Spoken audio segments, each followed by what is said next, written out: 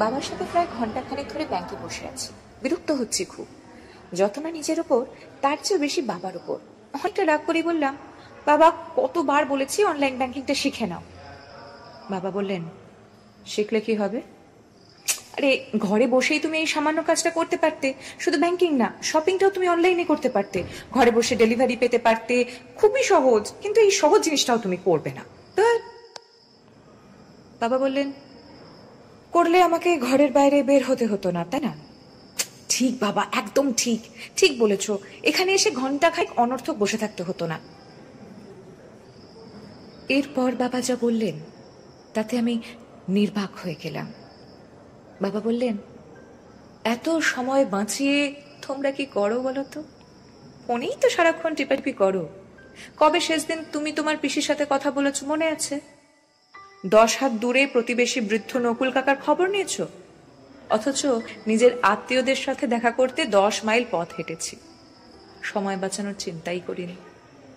মানুষ যদি মানুষের পাশেই না যায় তবে এত সময় বাঁচিয়ে কি হবে বলো? বাবার কথা আশপাশ থেকে মানুষেরা শুনছেন, আমি চুপচাপ বসে আছি। বাবা বললেন, ব্যাংকে প্রবেশের পর থেকে আমি 4 জন বন্ধুর সাথে কুশল বিনিময় করেছি। তুমি জানো আমি ঘরে একা, তাই ঘর থেকে বের হয়ে আসাটাই আমার কাছে আনন্দের। এসব মানুষের সাহচর্যটাই আমার কাম্য। আমার তো এখন সময়ের কমতি নেই, মানুষের সাহচর্যেরই কমতি আছে। ডিভাইস হোম ডেলিভারি এনে দেবে, মানুষের সাহচর্য তো এনে দেবে না আমায়। মনে পড়ে 2 বছর আগে আমি অসুস্থ হয়ে পড়েছিলাম। যে দোকান থেকে আমি দৈনন্দিন কেনাকাটা করি তিনি আমাকে দেখতে গিয়েছিলেন। আমার পাশে বসে থেকে মাথায় হাত রেখেছিলেন। চোখ অশ্রুসিক্ত হয়েছিল। তোমার ওই মোবাইল বড় জোরও একটা যান্ত্রিক ইমেল পাঠাবে, কিন্তু আমার পাশে বসে থেকে চোখের জল তো মুছে দেবে না।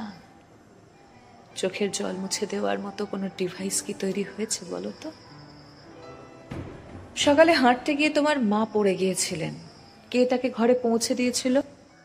অনলাইন মানুষের অ্যাকাউন্ট চেনে, সে তো মানুষ চেনে না, মানুষের ঠিকানা চেনে, রাস্তায় পড়ে থাকা মানুষের ঘর তো চেনে না।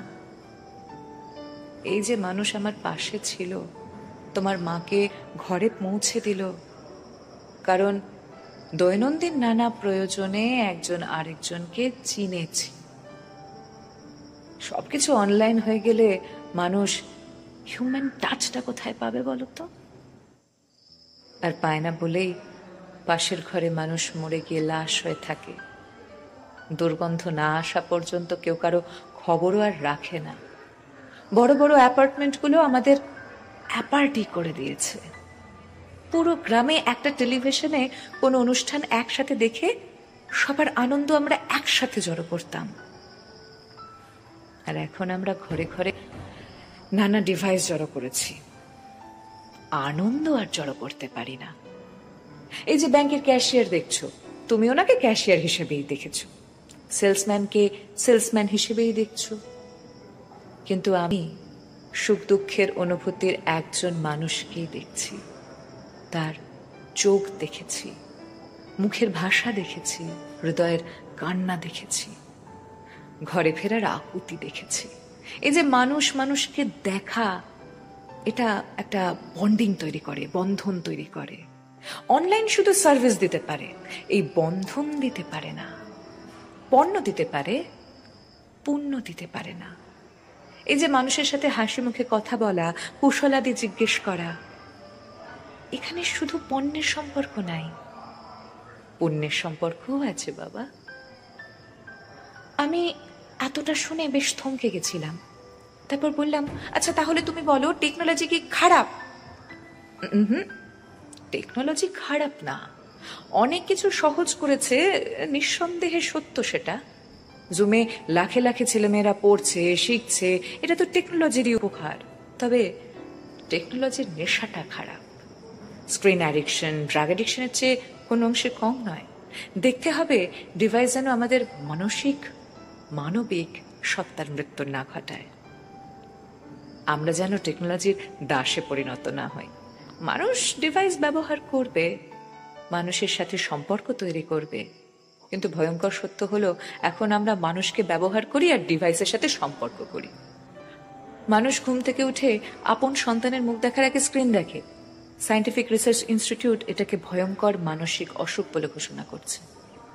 কিছুদিন আগে আশা ভোসলে একটি ছবি পোস্ট করে ক্যাপশন লিখেছেন, আমার চারপাশে মানুষ বসে আছে কিন্তু কথা বলার মানুষ নেই, কারণ সবার হাতে device.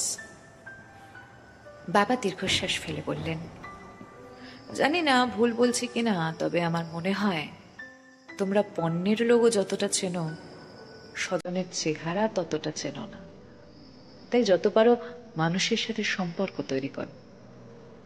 Spend time with people, not with device. এমন সময় চটক ভাঙলো, বাবাকে একজন কাকু বলে ডাকলো। বাবা কাউন্টারের দিকে হেঁটে যাচ্ছেন। এই প্রথম আমি বুঝতে পারলাম বাবা ক্যাশিয়ারের দিকে যাচ্ছেন না, একজন মানুষ মানুষের কাছেই যাচ্ছেন। বাবাকে আমি অনলাইন শেখাতে চেয়েছিলাম, বাবা আমাকে লাইফলাইন শিখিয়ে দিয়ে গেলেন।